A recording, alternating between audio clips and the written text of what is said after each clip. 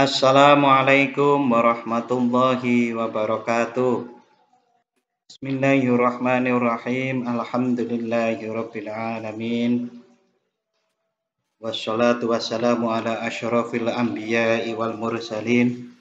Sayyidina wa maulana Muhammadin wa ala alihi wa ashabihi ajma'in.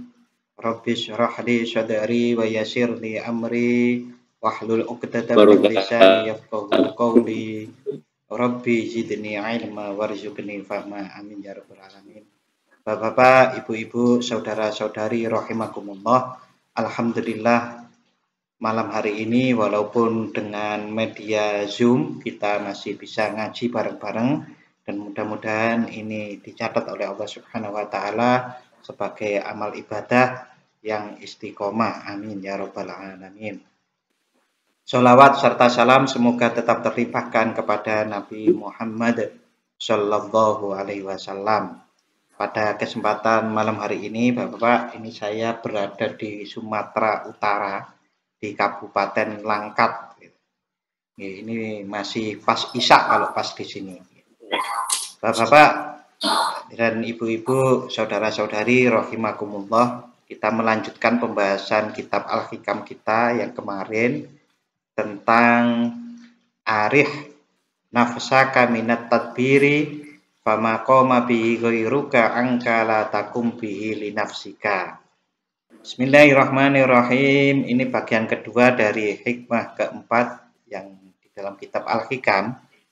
Karena apapun yang telah ada yang mengurusinya selainmu, yaitu dalam hal ini, dalam pembahasan ini yaitu Allah, maka janganlah engkau turut mengurusinya untuk dirimu. La takum bihi li nafsika, jangan mengurusi untuk dirimu. Yakni maksud dari perkataan ini adalah annal amro, sesungguhnya perkara-perkara mafrughun yang telah sempurna minhu, dari perkara tersebut, idza qoma bihi, saat perkara tersebut didirikan, ghairuka, oleh wa yaitu yang selain itu, yang maksudnya adalah Allah Ta'ala. Sesuatu yang sempurna yang kemudian sempurna dilakukan oleh orang lain, dalam hal ini adalah Allah. Wama koma bihi ghairuka, yang telah melaksanakan hal-hal tersebut selainmu. La faidata, maka tidak ada faedah di dalam turut sertamu melaksanakan perkara tersebut. Fayakunu qiyamuka, kalau kita atau seseorang itu selalu turut mendirikan perkara yang sudah ditangani oleh orang lain, fayakunu qiyamuka fudulan, maka ikut sertaannya itu adalah sesuatu yang muspro, yang tiada guna. Layam bagi ayat talab bahasa, tidak sepatutnya hal itu terjadi dawul ukul, bagi orang-orang yang mempergunakan akalnya. Artinya Bapak Ibu saudara-saudari, kalau kita itu ada sesuatu hal yang sudah mengurusinya dengan baik, maka kita tidak perlu ikut mengurusinya lagi. Karena kalau kita ikut mengurusinya lagi, maka itu adalah sebuah hal yang sia-sia. Dan perbuatan yang sia-sia itu adalah tidak sepatutnya bagi orang yang berakal. Bahkan seakan-akan kalau kita itu turut serta di dalam hal-hal yang sudah sepenuhnya ditanggung oleh orang lain, dijamin orang lain, maka itu bisa menjadi satu bentuk ketidakpercayaan kita. Wa aidon, dan begitu juga fihi, di dalam qiyam itu tarkul ubudiyah, yaitu dalam meninggalkan sifat kehambaan. Tidak sepatutnya seseorang itu meninggalkan sifat kehambaannya, karena dia itu adalah hamba. Kita semua itu kan hamba. Oleh karenanya tidak patut sama sekali bagi kita, bagi seorang manusia satupun, untuk bertindak melawan hakikat kehambaannya, karena dirinya adalah hamba itu sendiri. Maka kalau ada orang memposisikan dirinya sebagai melawan kehambaannya, maka dia itu tidak patut atau juga melawan akal sehat. Wa mudaddatul ahkami, maupun menentang hukum-hukum ar-rububiyati yang bersifat rububiyah. Maka kita tidak sepatutnya menentang hukum-hukum rububiyah itu. Hukum-hukum rububiyah itu adalah hukum-hukum di mana Allah Subhanahu wa taala sebagai Rabb kita, Allah sebagai Maha pengatur kita. Kita tidak boleh mengatur sesuatu yang sudah digariskan oleh Allah Subhanahu wa taala. Wa munaza'atul qadari, maupun menentang takdir. Kita juga tidak sepatutnya menentang takdir. Oke, Bapak, Ibu, dan saudara-saudari rahimakumullah, sebagaimana dijelaskan tadi bahwa kita itu adalah sebetulnya hakikatnya adalah seorang hamba, maka kita tidak patut untuk mengingkari kehambaan kita. Kita juga tidak patut mengatur sesuatu yang sudah diatur oleh Allah Subhanahu wa taala, maupun menentang hukum-hukum ketuhanan Allah Subhanahu wa taala. Bagaimana cara memahaminya dengan baik tentang hal ini? Sebagaimana diungkapkan dalam minggu-minggu yang lalu, bahwasanya kita itu sebagai seorang hamba, maka tugas kita itu adalah mengabdi. Maka apapun yang kita lakukan itu tidak boleh lepas dari sifat kehambaan kita. Nah, maka bekerja itu selalu kita katakan yang baik itu adalah ibadah. Bekerja itu juga ibadah. Saat bekerja itu ibadah, maka bekerja itu adalah sebagai bentuk penghambaan kita. Maka kalau bekerja itu harus menuntut adanya rezeki yang keluar atau yang hasil dari bekerja itu, maka itu namanya kita sudah melampaui sesuatu hak Allah.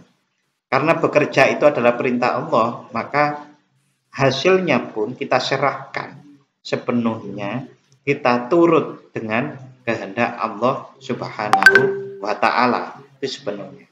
Jadi bekerja itu bukan untuk menentukan rezeki kita. Nah, itu salah satu contohnya. Contoh yang lain di dalam penentuan hukum-hukum Allah Subhanahu wa taala.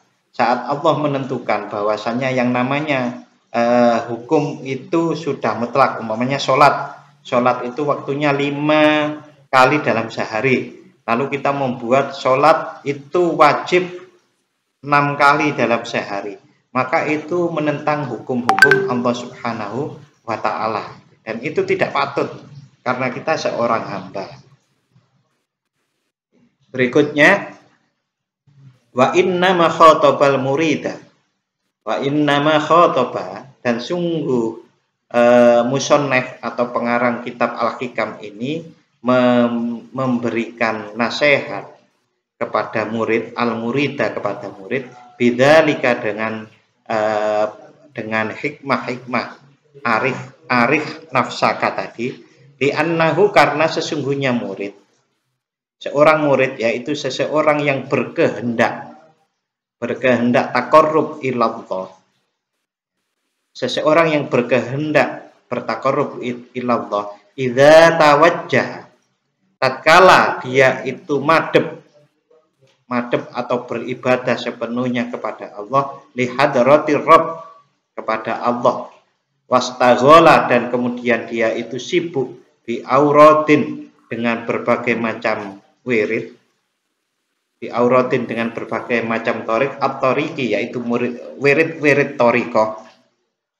Nah, wirid-wirid toriko itu Bapak Ibu, saudara-saudari, diantaranya adalah kita mempunyai habis subuh, umpamanya kita wiridan istighfar, kita zikir sholawat, kita zikir la ilaha illallah gitu. Nah, itu adalah wirid-wirid at-torik auratut toriki, yaitu wirid-wirid toriko. Apakah harus orang yang sudah bertoriko yang boleh mengamalkan wirid itu? Tidak juga. Artinya toriko di sini itu adalah jalan dalam menempuh taqarrub ilallah, mendekatkan diri kepada Allah.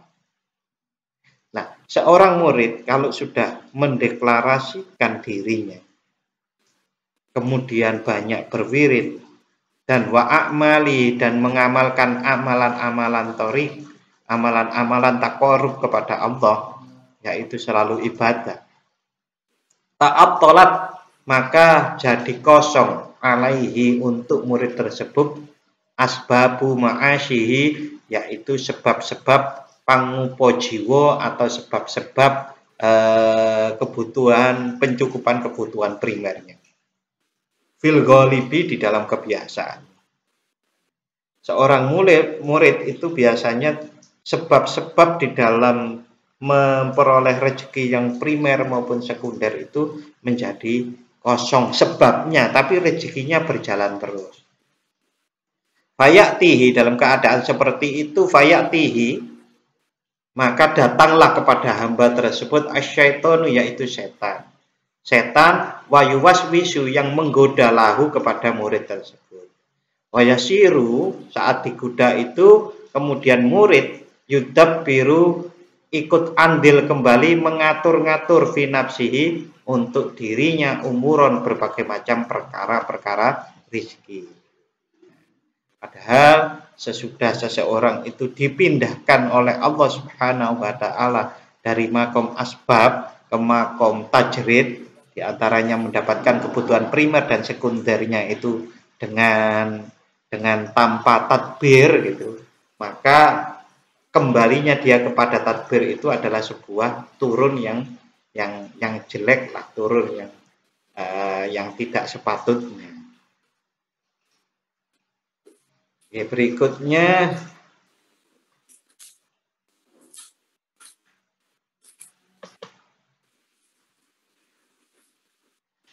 layakou aksaruha, layakou yang tidak terjadi, aksaruha kebanyakan dari perkara-perkara itu. Wadzalika yusghiluhu amma huwa bisadadihi, dan hal-hal tersebut takbir itu yusghiluhu akan menyibukkan hamba tersebut.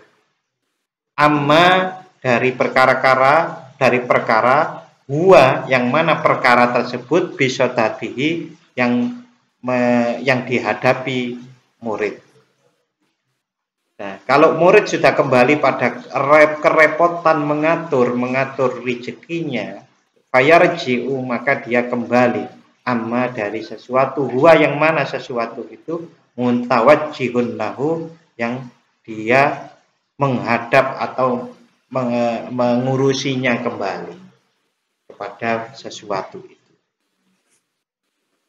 Jadi Bapak Ibu, saudara-saudari rahimakumullah, orang yang betul-betul bertujuan untuk takarrub kepada Allah, bukan tidak kaya karena tidak bekerja, tetapi dia bisa jadi kaya tetapi bukan dari hasil dia bekerja, tetapi dia sudah berinvestasi, itu kan bisa jadi karena uangnya sudah banyak, propertinya sudah banyak, maka dia tinggal umpamanya ya ibadah sehari-harinya, ibadah, dakwah, mengajar maupun bersilaturahmi ke sana kemari gitu, sudah tidak bekerja lagi. Nah, kalau kembali bekerja kemudian dia itu menyibukkan dirinya, maka akan bisa hilang wirid-wiridnya maupun berbagai macam amalan-amalannya itu, jadi sibuk bekerja. Nah, Bapak Ibu dan saudara-saudari rahimakumullah, saya lanjut ya. Wa dawa udzalika, adapun obat untuk terlepas, atau adapun obat kembali pada tadbir yang akhirnya mengurangi ibadah dan wirid-wiridnya itu, yaitu kasratu dzikri, memperbanyak berzikir kepada Allah, wariyadatu, dan menundukkan nafsunya, hatta yarji'a. Ini obat dari mulai melenceng dari takarrub ilallah itu adalah dengan memperbanyak zikir dan juga menundukkan nafsunya. hatta yarji'a, sehingga kembali si murid itu anhu, dari murid, asyaitonu, setan-setan itu, sehingga setan-setan itu kembali tidak menggodanya, kecewa dalam menggoda. Wa tahsulu lahu ar-rahatu, dan kemudian murid itu dihinggapi atau tenang kembali, yaitu enak kembali atau tenang kembali, minta abid tadbiri, dari kepayahan mengatur-atur. Walida kolah, nah ini adalah hikmah yang selanjutnya. Bapak Ibu rahimakumullah, saya akan mencoba menjelaskannya lebih terperinci lagi agar tidak terjadi kesalahpahaman di antara kita. Bapak Ibu rahimakumullah, bahwasanya seseorang yang taqarrub ilallah, pasti dia itu akan mencoba membingkai seluruh aspek kehidupannya dengan yang namanya ibadah. Jadi semua niku adalah ibadah. Tidak ada sesuatu pun sedikit pun yang ditinggalkan kecuali itu ibadah. Nah, termasuk bekerja. Bekerja itu adalah juga sebuah ibadah. Maka kalau bekerja itu adalah ibadah, lalu kemudian bekerja saya harus menghasilkan sebegini. Nah, gitu. Saya bekerja hasilnya segini dan tenaga saya, diri saya, keluarga saya, semua harus sehat. Nah, kata-kata harus itulah yang menyebabkan orang menjadi salah. Sudah lepas dari sifat kehambaannya. Karena bekerja itu sendiri adalah ibadah yang tidak menentukan hasilnya menjadi rezeki. Itu yang paling utama, paling mutlak. Bekerja itu bukan sesuatu yang harus menghasilkan rezeki, intinya. Tapi bekerja itu adalah ibadah. Mengapa bekerja itu kita niati ibadah? Ya karena kita sebagai hamba, sepenuhnya sebagai hamba Allah, maka harus terus beribadah, selalu bertaqarrub ilallah. Saat seseorang itu kemudian sudah bekerja, ibadah, dan juga qanaah, menerima hasilnya. Hasilnya itu bisa jadi juga besar. Jangan dikira Bapak Ibu orang yang qanaah, orang yang bekerja dalam rangka ibadah itu hasilnya kecil. Ya belum tentu. Hasilnya mungkin juga lebih besar daripada orang-orang yang bekerja untuk betul-betul mencari uang, mencari rezeki. Bisa jadi lebih besar. Tetapi sifat yang ada di dalam dirinya orang yang beribadah itu adalah menerima hasilnya itu dengan qanaah. Qanaah itu menerima dengan rasa syukur, dengan rela hati, dengan ridho kepada Allah. Bapak Ibu rahimakumullah, tentu setan mangkel. Setan itu marah itu kalau melihat orang baik-baik seperti itu.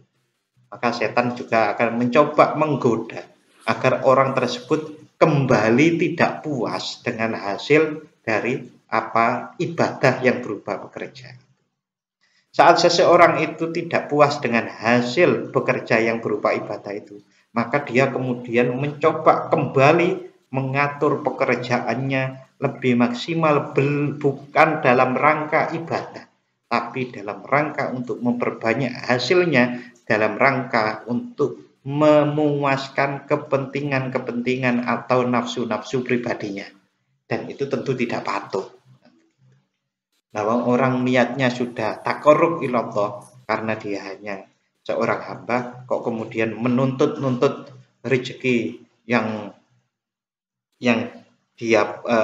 dia rencanakan untuk memuaskan nafsunya. Padahal seseorang saat memuaskan nafsunya itu berarti dia telah lari atau belok dari tabiatnya sebagai seorang hamba. Dan itu Bapak Ibu dan saudara-saudari rahimakumullah. Nah, tadi juga Syekh Ibnu Athaillah, Syekh Ibnu Abbad menjelaskan bahwasannya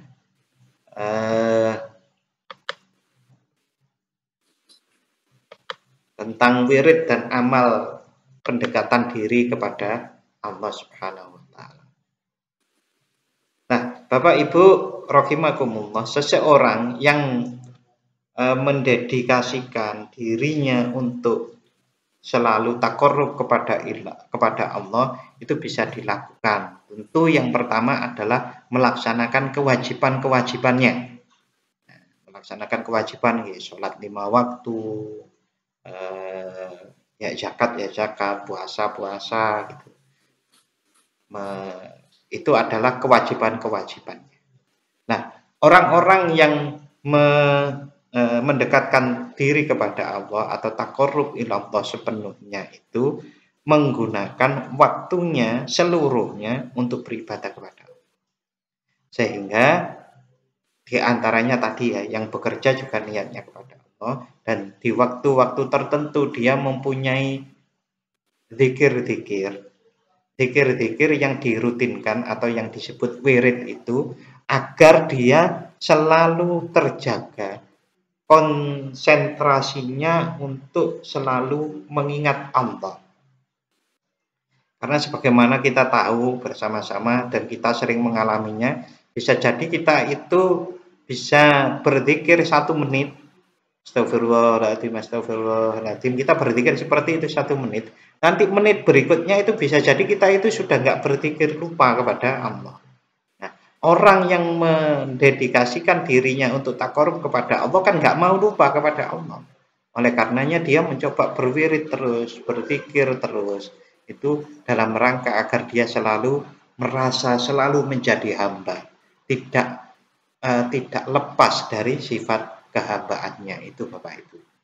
Nah, oleh karena itu mereka itu punya wirid-wirid, diantaranya wirid-wirid itu adalah sebagaimana yang sudah pernah saya sampaikan, membaca istighfar 100 kali, sholawat 100 kali, la ilaha illallah 100 kali gitu.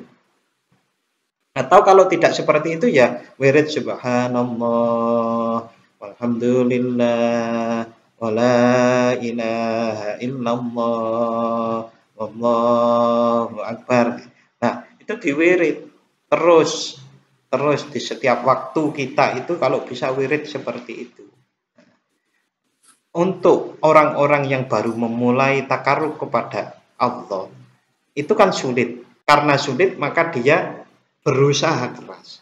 Saat berusaha keras itulah dia termasuk diantaranya pekerjaan-pekerjaan yang tadbir yang terlalu banyak itu dikurangi oleh Allah.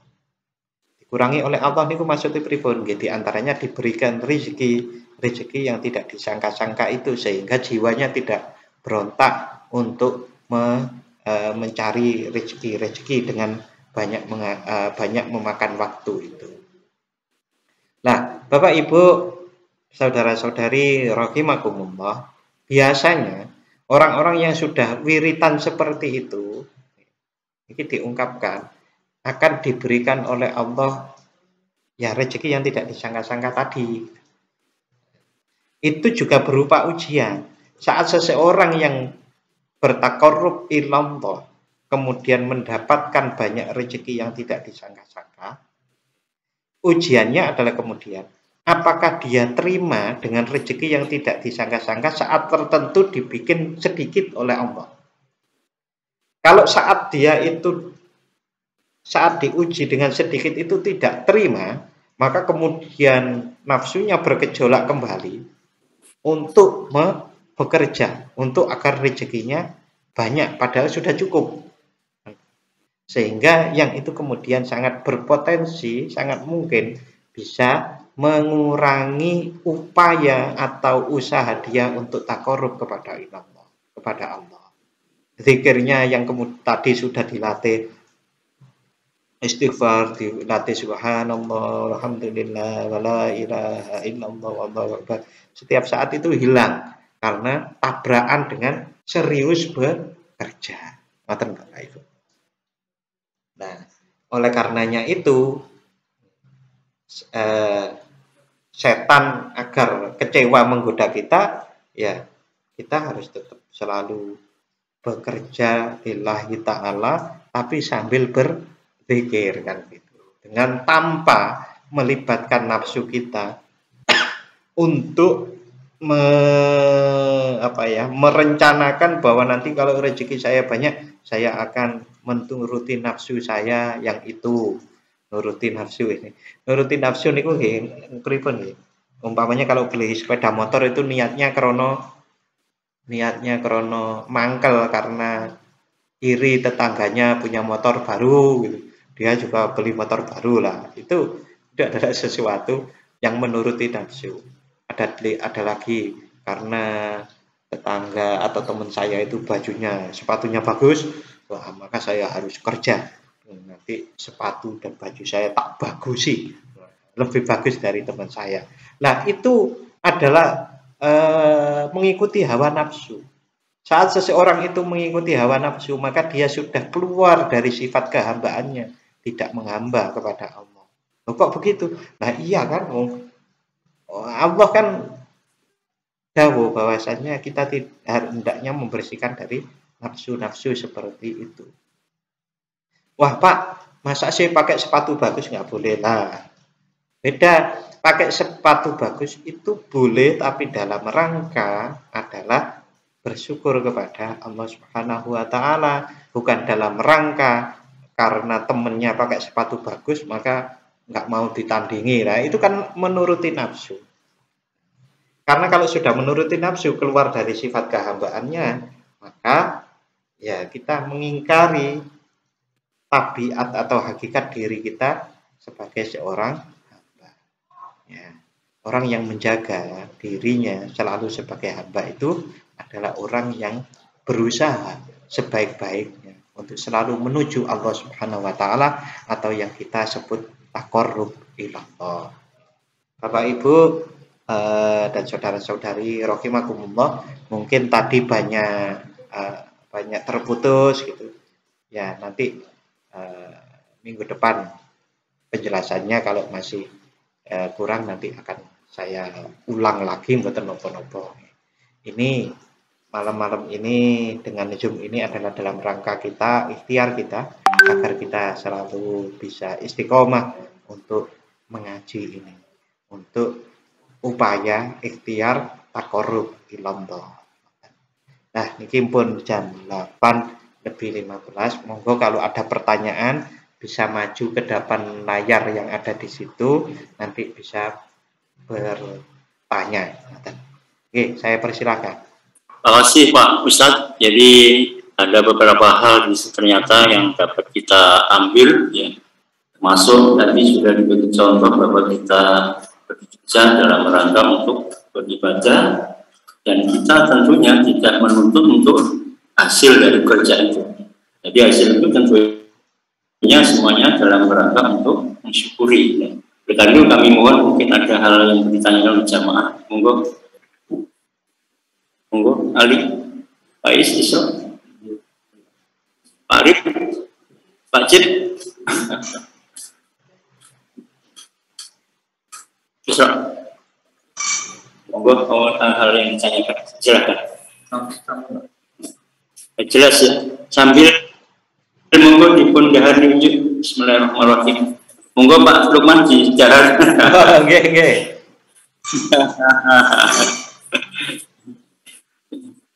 Ini Pak Isal, monggo.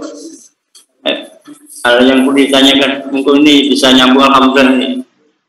Jelas kok Pak Lukman dari sini suaranya, alhamdulillah. Monggo tidak mengurangi angin mengunjuk dan monggo kalau hal yang perlu ditanyakan persilakan. Misalnya jam berapa ini Pak Lukman? Sama, kalau di Sumatera Utara itu ya masih WIB, jamnya sama.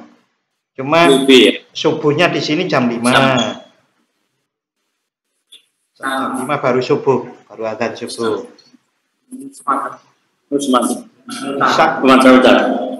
Medan, Pak. Di Langkat. Kabupaten Langkat. Ya, alhamdulillah. Di dalam rangka tugas kampus ya? Ye, tugas kampus. Saya sekarang di lokasi pesantren Al Yusriyah, Langkat. Berapa orang yang ke sana, Pak?